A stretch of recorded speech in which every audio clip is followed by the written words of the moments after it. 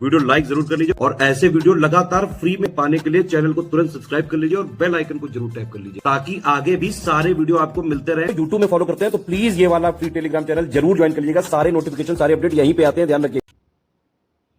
नमस्कार दोस्तों, exam preparation के यूट्यूब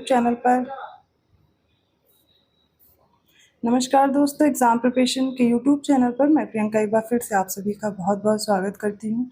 आज की क्लास में जो मॉडर्न इंडियन हिस्ट्री का रिवीजन चल रहा था, पिछली क्लास में साइमन कमीशन के बारे में और स्वराज पार्टी हम लोग डिस्कस कर चुके थे।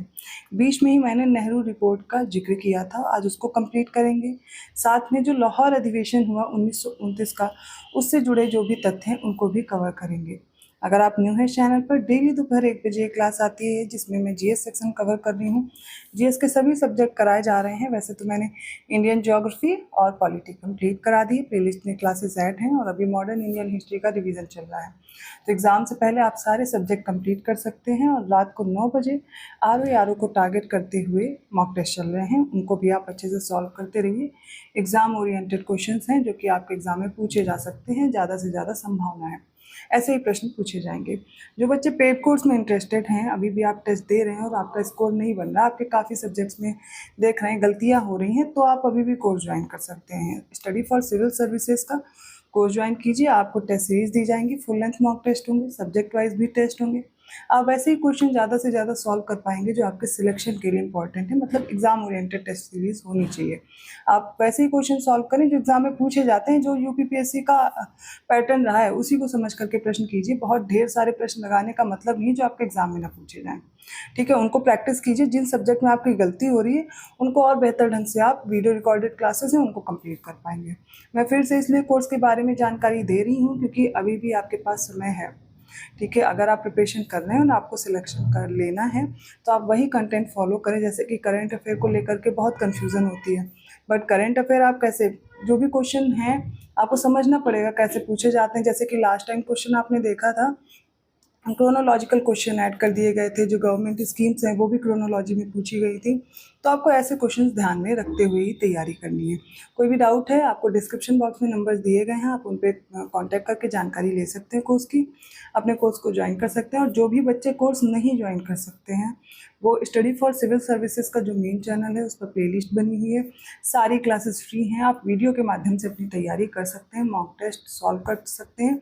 इस चैनल पे भी मैंने कराए हुए हैं और आगे कंटिन्यू होने वाले हैं। फिर से हम full length mock test solve करने वाले हैं। तो आज की क्लास कंटिन्यू करते हैं और कोर्स से रिलेटेड कोई भी इन्फॉर्मेशन चाहिए तो आपको मैंने नंबर प्रोवाइड किया है। अदर कोई इन्फॉर्मेशन के लिए आप कमेंट कर सकते हैं। तो देखिए, आज हम सबसे पहले नेहरू रिपोर्ट डिस्कस करने वाले हैं। क्या है नेहरू रिपोर्ट? तो साइमन कमीशन की सिफारिश कल मैंने बता दी थी, वो सब आपको तैयार हो गई होंगी। यहाँ पर देखिए, साइमन कमीशन 1927 में जो आता है, इसी के रिप्लाई में प्रत्युत्तर में नेहरू रिपोर्ट तैयार की जाती है 1928 में। क्योंकि साइमन कमीशन की जो सिफारिश थी उन्हें मानने के लिए कोई तैयार ही नहीं था, जिसमें भारत के नए डोमिनियन संविधान का खाका था। प्रश्न यहीं से बनता है कि इसमें लिख दिया जाता है नेहरू रिपोर्ट में पूर्ण स्वराज की बात की गई थी, तो आप देखेंगे यहाँ पर डोमिनियन संविधान का खाका तैयार किया गया था, ना कि पूर्ण स्वराज का। इसे तैयार करने वाली सर्वदलीय समिति के अध्यक्ष कौन थे? तो मोतीलाल नेहरू थे। इसके सचिव कौन थे? तो जवाहरलाल नेहरू थे।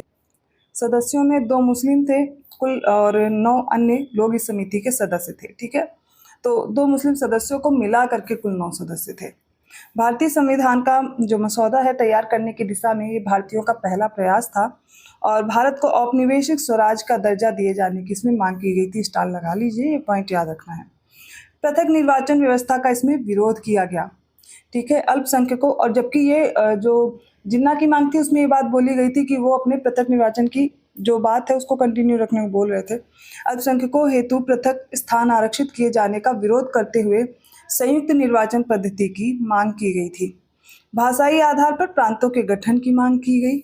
19 मौलिक अधिकारों की मांग की गई। याद रखिएगा, नेहरू रिपोर्ट में भाषाई आधार पर प्रांतों के गठन की पहले मांग की गई थी। 19 मौलिक अधिकारों, अब मौलिक अधिकार अगर बोले जाए तो नेहरू रिपोर्ट में इनका जिक्र था।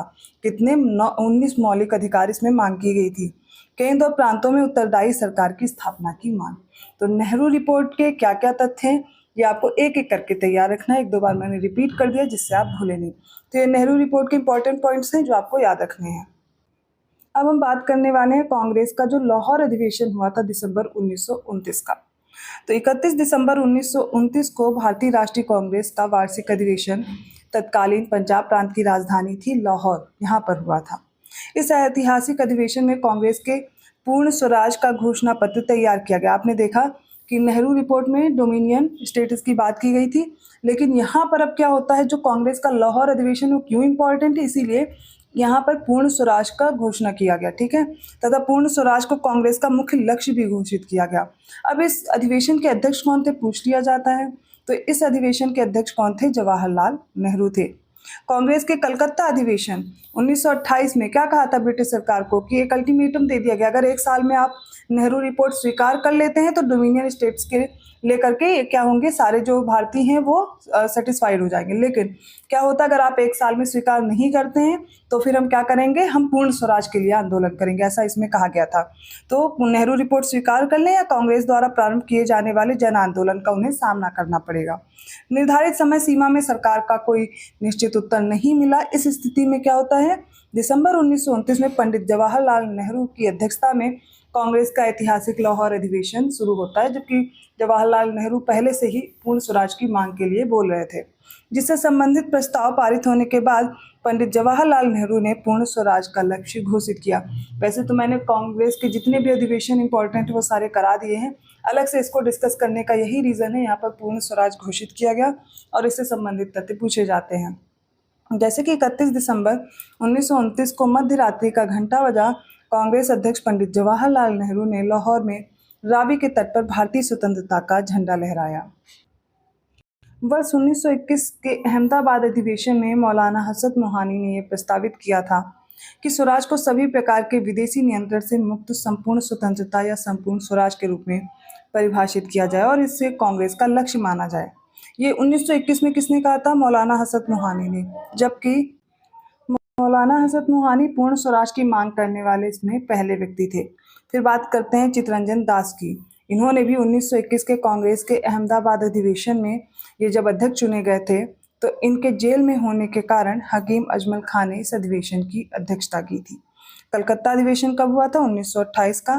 पूर्ण स्वराज दिवस हम कब मनाते हैं ये भी याद रखना है। तो कांग्रेस कार्य समिति द्वारा 2 जनवरी 1930 की अपनी बैठक में निर्णय लिया गया कि 26 जनवरी 1930 का दिन इन लोगों ने डिसाइड कर लिया था, इस दिन हम पूर्ण स्वराज दिवस के रूप में मनाएंगे और 26 जनवरी को प्रत्येक वर्ष पूर्ण जो स्वाधीनता है इस दिवस के रूप में मनाना है। इस अधिवेशन में अपने अध्यक्षीय भाषण में बोलते उन्होंने कहा था कि आज हमारा सिर्फ एक लक्ष्य है, स्वाधीनता का लक्ष्य, और हमारे लिए स्वाधीनता का अर्थ क्या है, पूर्ण स्वतंत्रता है। आचार्य विनोबा भावे गांधी जी के निकट सहयोगियों में से थे, तो गांधी जी द्वारा संचालित विभिन्न आंदोलन में वो भाग लेते थे उन्हीं के साथ में। 1930 में सविनय अवज्ञा आंदोलन में भाग लेने के दौरान ये पहली बार गिरफ्तार भी हुए थे। आगे हम लोग डिस्कस करेंगे इन आंदोलन को भी। अब हम लोग ये देखने वाले हैं कि कांग्रेस के लाहौर अधिवेशन में जो 31 दिसंबर 1929 को हुआ, इसमें कौन कौन से संकल्प घोषित किए गए थे। पहला तो कहा गया कि गोलमेज सम्मेलन से कोई लाभ नहीं है। नेहरू कमेटी की डोमिनियन राज्य के दर्जे की जो योजना है इसको भी समाप्त कर देना चाहिए। और जो शब्द स्वराज है इसका अर्थ अब क्लियर किया गया कि ये पूर्ण स्वतंत्रता होगा। अखिल भारतीय कांग्रेस जब उचित समझेगी नागरिक अवज्ञा आंदोलन प्रारंभ कर देगी। तो आपने देखा लाहौर अधिवेशन होता है, पूर्ण स्वतंत्रता घोषित की जाती है कि अब हम लोग पूर्ण स्वतंत्रता के लिए आंदोलन करेंगे। जब भी हमें उचित लगेगा हम सविनय अवज्ञा जो शुरू किया था गांधी जी ने, तो नागरिक अवज्ञा आंदोलन हम प्रारंभ कर देंगे।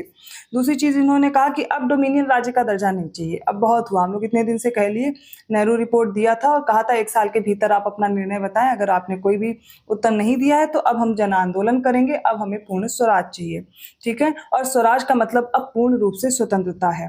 गोलमेज सम्मेलन हो रहे थे तो उन्होंने कहा गोलमेज सम्मेलन का कोई भी अर्थ नहीं है, कोई भी लाभ नहीं है, हम गोलमेज सम्मेलन में भाग नहीं लेंगे। पहला गोलमेज सम्मेलन होता है, इसमें कोई भी भाग नहीं लेता है, कांग्रेस की तरफ से पूर्ण रूप से बहिष्कार किया जाता है। लेकिन फिर गांधी इरविन पैक्ट होता है और इसके बाद गांधी जी कांग्रेस की तरफ से नेतृत्व करते हुए केवल एकमात्र व्यक्ति के रूप में कांग्रेस का नेतृत्व करके पहुंचते हैं द्वितीय गोलमेज सम्मेलन में। लेकिन वहां पर भी बात नहीं बनती है और वहां पर बात कर दी जाती है सांप्रदायिक जो ये निर्वाचन पद्धति इसके बारे में। तो वहां पर गांधी जी फिर वापस लौट आते हैं, पुनः पैक्ट होता है, तीसरा गोलमेज सम्मेलन होता है, लेकिन उसका कोई भी फायदा नहीं होता है। गोलमेज सम्मेलन हम लोग आगे डिस्कस करेंगे, ठीक है। तो एक एक क्रम में आपको इन घटनाओं को लेकर के चलना, अभी तक जो आप पढ़ते आ रहे हैं तो अगर क्रोनोलॉजी के क्वेश्चन आ जाएंगे, अगर आपको डेट नहीं भी याद है तो घटनाओं के हिसाब से आप उनको अरेंज कर पाएंगे। इसी तरह आपको क्लास करनी है। वीडियो आज का कंप्लीट होता है। अगर अच्छा लगा तो लाइक करना मत भूलिए। चैनल को सब्सक्राइब नहीं किया है अभी तक तो कर लीजिए, और ऐसे ही क्लासेस के साथ मैं मिलती हूँ अगले वीडियो में। और पेड कोर्स के लिए सामने नंबर्स हैं जो मैंने बताया है, आप इन पे कांटेक्ट करके अपने कोर्स को ज्वाइन कर पाएंगे। धन्यवाद।